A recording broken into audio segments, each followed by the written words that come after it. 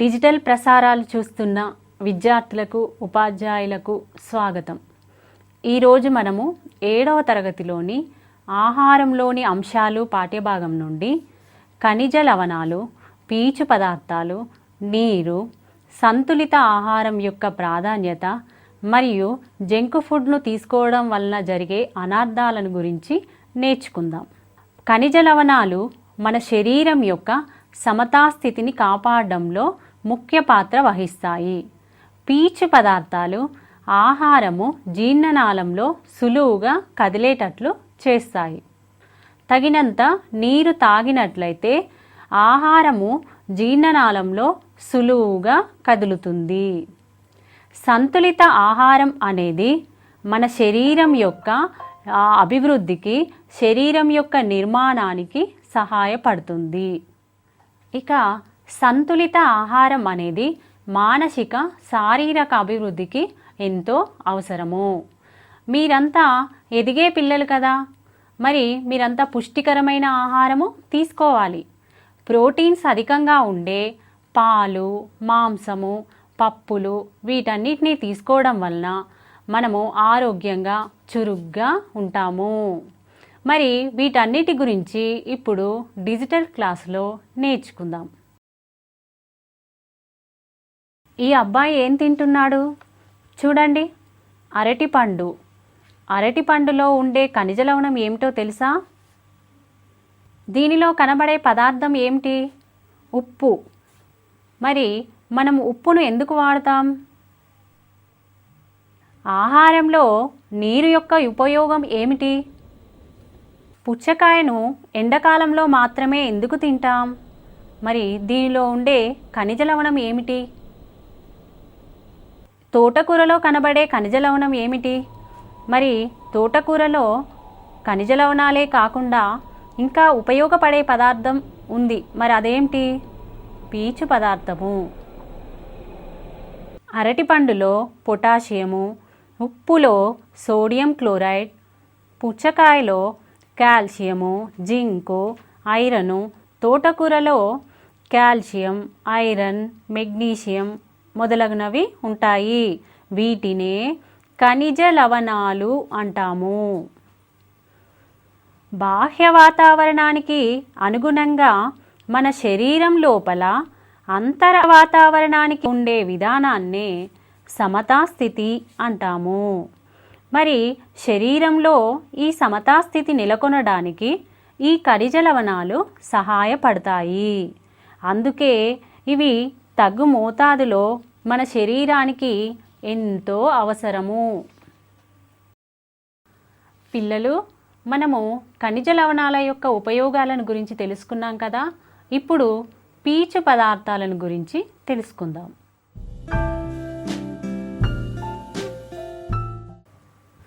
ఇక్కడ కనబడే పదార్థాలు ఏమిటి? ఒకసారి పరిశీలించండి. అవి మనకు ఎక్కడ నుండి లభిస్తాయి? అన్ని పండ్లు, కాయగూరలు తొక్కలు తీసి తింటే ఏమవుతుంది? ఇవన్నీ పండ్లు, కూరగాయలు. వీటిలో పీచు పదార్థాలు ఉంటాయి. ఇవన్నీ మొక్కల నుండి లభిస్తాయి.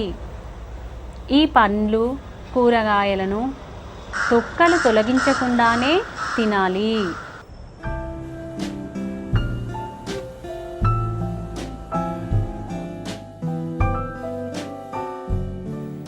ఎందుకంటే జీర్ణక్రియకు తోడ్పడే పీచు పదార్థాలు తొక్కలలోనే ఉంటాయి.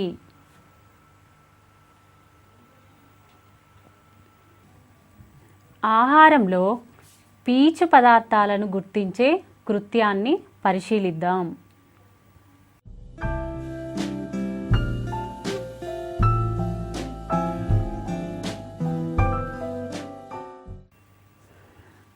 ఒక బంగాళదుంపను తీసుకొని నలిపి చూడండి.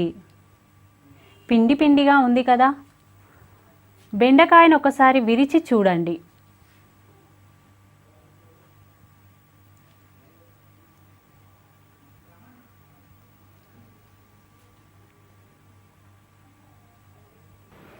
చిక్కుడుకాయను ఒకసారి విరిచి చూడండి.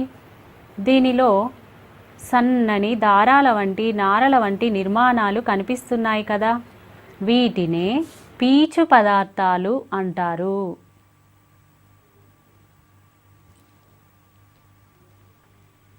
పిల్లలు, ఇవన్నీ పీచు పదార్థాలకు ఉదాహరణలు.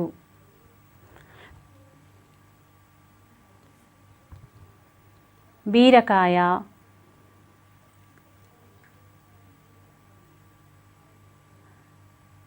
చిక్కుడు,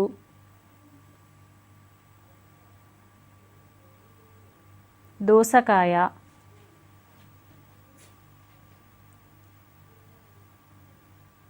కొన్ని రకాల పండ్లు.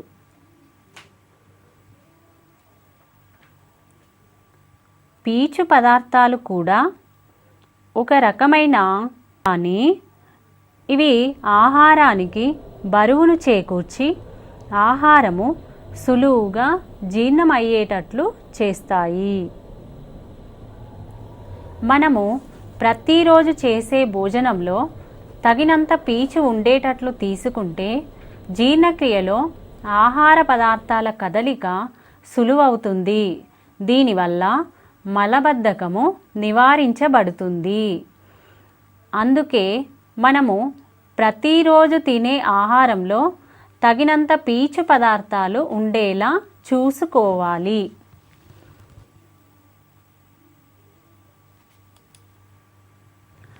జీర్ణక్రియలో పీచు పదార్థాల ప్రాముఖ్యతను ఒకసారి పరిశీలించండి. నీరు. ఇప్పుడు మనము నీటి యొక్క ప్రాముఖ్యతను గురించి తెలుసుకుందాము. మన శరీరానికి కావలసిన అతి ముఖ్యమైన అంశాలలో నీరు ఒకటి. భూమి మీద 3 భాగాలుగా నీరు ఆక్రమించుకొని ఉంది. అదేవిధంగా మన శరీరంలో కూడా 3 భాగాలుగా నీరు ఉంటుంది. అందుకే మనము తగినంత నీరు తాగాలి. నీరు శరీరానికి వేటి ద్వారా లభిస్తుంది? సాధారణంగా మనకు కావలసిన నీటిని నేరుగా తీసుకుంటూ ఉంటాము. అంతేకాకుండా పండ్లు, కూరగాయల నుండి కూడా నీరు ఎక్కువగా లభిస్తుంది. అంటే ఆశ్చర్యంగా ఉంది కదూ.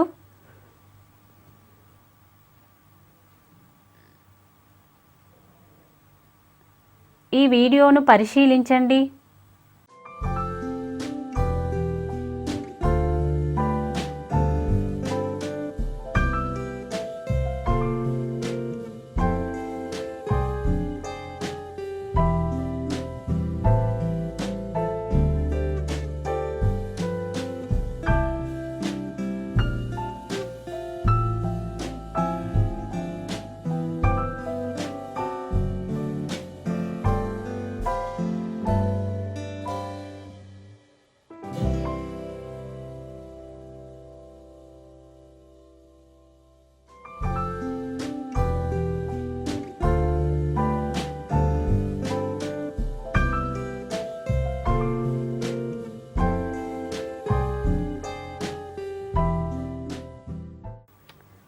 శరీరంలో నీరు తక్కువైతే ఏ సమస్యలు వస్తాయి?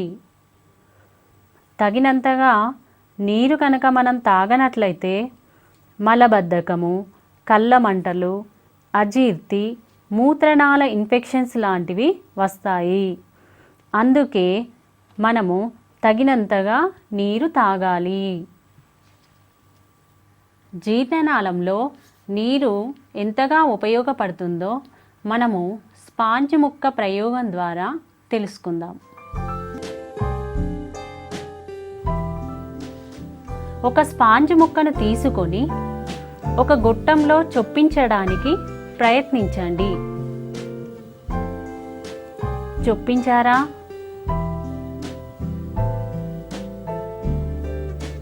లేదు కదా.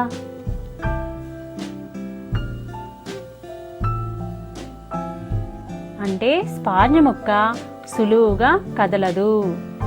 అదే స్పాంజ్ ముక్కను నీటిలో తడిపి తిరిగి గొట్టంలో చొప్పించినట్లయితే సులువుగా కదులుతుంది.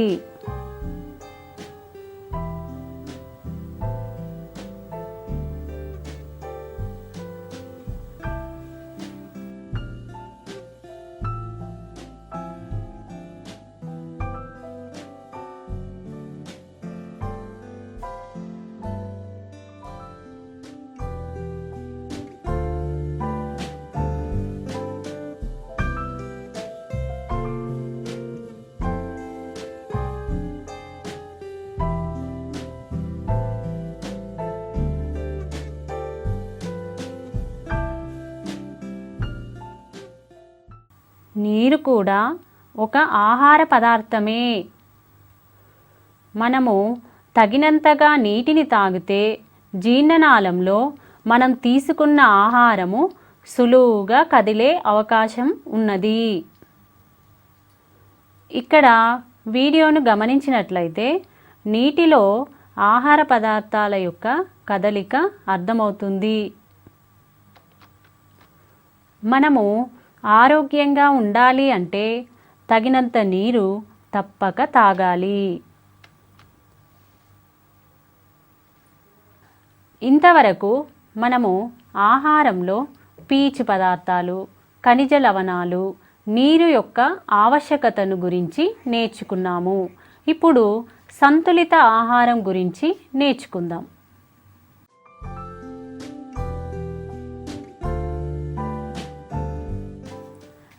ఈ పదార్థాలను చూడండి.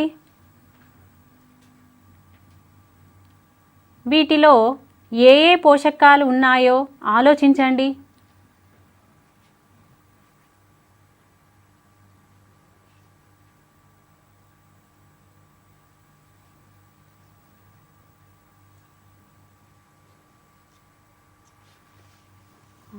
అసలు పోషకాలు అంటే ఏమిటి మీకు తెలుసా? మనకు శక్తినిచ్చే, శరీర నిర్మాణానికి సహాయపడే పదార్థాలను పోషకాలు అంటాము. ఈ పోషకాలన్నిటితో కూడిన ఆహారాన్నే సంతులిత ఆహారము అని అంటాము. దీనిలో తృణధాన్యాలు, పప్పులు, పాలు మొదలగునవి తగినంతగా తీసుకోవాలి. పండ్లు, ఆకుకూరలు, కాయగూరలు ఎక్కువ మొత్తంలో తీసుకోవాలి. అంతేకాకుండా ఆయా కాలాలలో దొరికే పండ్లను ఆ కాలంలో తీసుకోవాలి. నూనె, నెయ్యి, వెన్న, జున్ను వంటి పదార్థాలు అప్పుడప్పుడు అవసరం మేరకు మాత్రమే తీసుకోవాలి. ఇప్పుడు మనము జంక్ ఫుడ్ గురించి నేర్చుకుందాం. ఇక్కడ వీడియోస్ చూడండి. నూడిల్స్,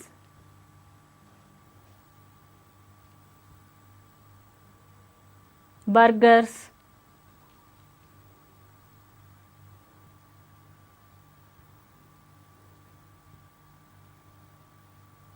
పిజ్జా ఇటువంటి వాటిని జంక్ ఫుడ్ అంటాము. ఇవి ఎక్కువగా తీసుకోవడం వలన మన శరీరానికి కావలసిన పోషకాలు అందుతాయో ఆలోచించండి. అందవు. పైగా సరి అయిన ఆహారం తీసుకోకుండా నూడిల్స్, బర్గర్స్ని ఎక్కువగా తీసుకోవడం వలన జీర్ణ వ్యవస్థ దెబ్బతింటుంది. పిల్లలు, అందుకే మనము అన్ని పోషకాలు ఉన్న సంతులిత ఆహారం తీసుకోవాలి. జంక్ ఫుడ్కు దూరంగా ఉండాలి. ప్రతిరోజు ఆహారం తీసుకునేటప్పుడు పాటించాల్సిన జాగ్రత్తలను గురించి నేర్చుకుందాం.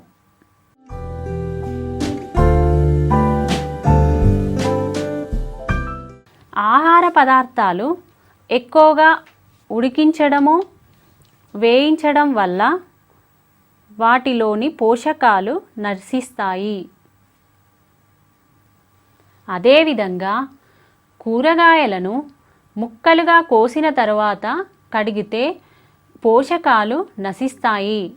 అందుకే ముక్కలుగా కోయటానికి అంటే ముందే కడగాలి. పండ్లను, కూరగాయలను ఉప్పు నీటిలో కడిగిన తర్వాత మాత్రమే తొక్కలతో తినడం మంచిది. లేకపోతే వాటిపైన ఉండే సూక్ష్మక్రిముల వల్ల ఆరోగ్యానికి హాని కలుగుతుంది.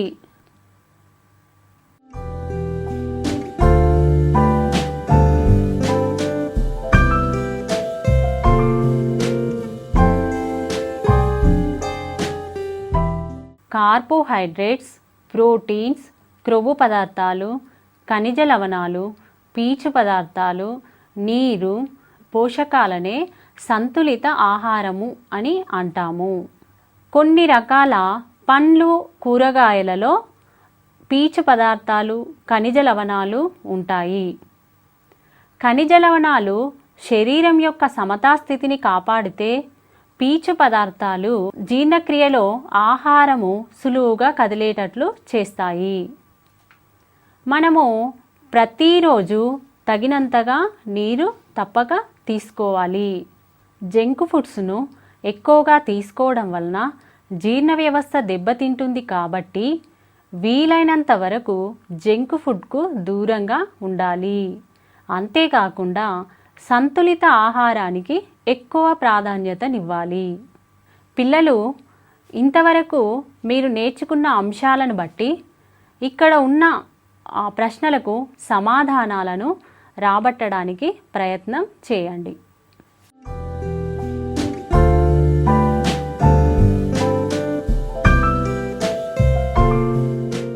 మన ఆహారంలో పీచు పదార్థాలు లేకపోతే ఏమవుతుంది? అన్ని ఆహార అంశాలు ఉన్న ఆహార పదార్థాల జాబితాను ఒక ప్రాజెక్టు రూపంలో తయారు చేయండి. మన శరీరంలో నీటి యొక్క ఆవశ్యకతను గురించి తెలుపండి. శరీర నిర్మాణంలో మరియు ఆరోగ్యంగా ఉండుటకు ఇంకా అదనపు సమాచారం కొరకు మీ తరగతి ఉపాధ్యాయులతో చర్చించండి. జట్లుగా ఏర్పడి జంక్ ఫుడ్స్ వల్ల వచ్చే అనర్థాలను మీ స్నేహితులతో చర్చించండి. పిల్లలు, ఇంతవరకు మనము ఆహారంలో పీచు పదార్థాలు, ఖనిజ లవణాలు, నీరు, సంతులిత ఆహారం యొక్క ప్రాధాన్యత గురించి నేర్చుకున్నాం కదా. రోజు మీరు తినే ఆహారంలో సంతులిత ఆహారం ఉండేటట్లు చూసుకోండి. జంక్ ఫుడ్నకు వీలైనంత వరకు దూరంగా ఉంటారు కదూ.